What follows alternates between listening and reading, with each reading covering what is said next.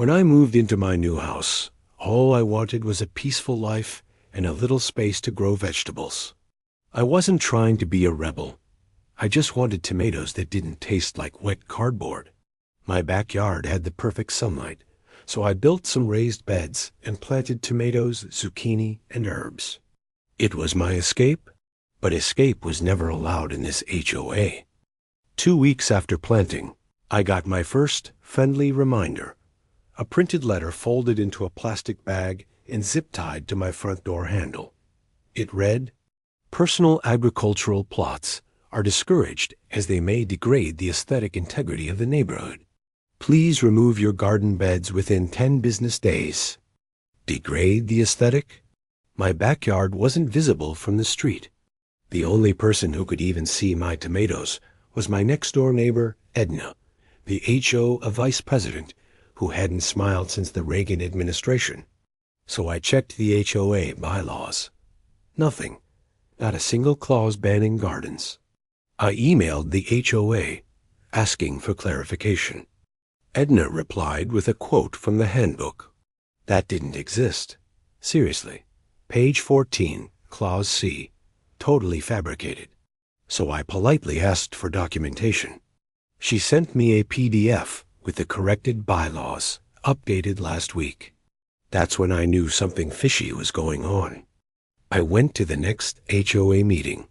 I sat quietly as Edna and the other board members breezed through landscaping approvals, a new HOA logo, and then, surprise, an amendment to restrict non-decorative gardening in backyard spaces. I raised my hand. Was this amendment passed properly?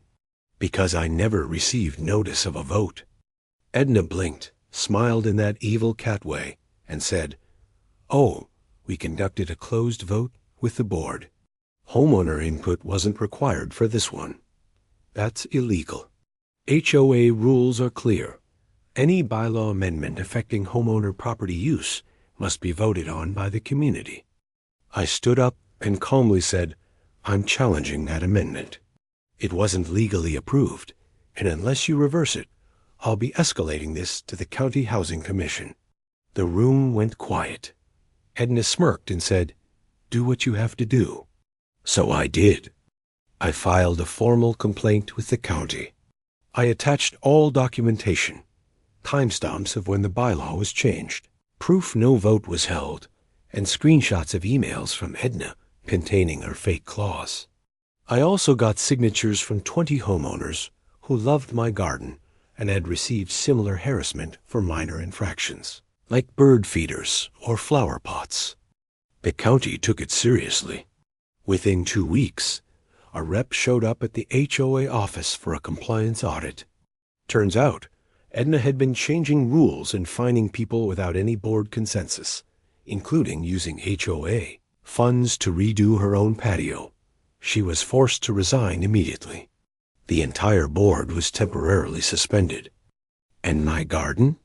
Officially approved and even featured in the community newsletter under new leadership. A few months later, Edna tried to get re-elected.